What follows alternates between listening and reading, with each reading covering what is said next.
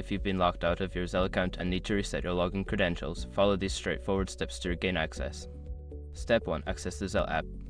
Open the Zelle app on your mobile device. If you do not have the app installed, download it from your device's App Store. Step 2. Select Forgot Password. On the login screen, look for the Forgot Password link. Tap on it to initiate the password reset process. Step 3. Enter your information. Before starting recovery, use the sroc.com link in the description to open the account recovery checklist generator and make sure the verification details are ready. Step 4. Check your email or SMS.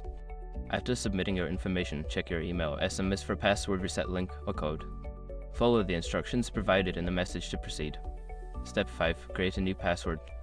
Once you access the reset link or enter the code, you will be prompted to create a new password. Choose a strong password that you haven't used before, then confirm it to complete the reset. After following these steps, you should be able to log back into your Zelle account with your new credentials. If you encounter any issues, consider reaching out to Zelle customer support for further assistance.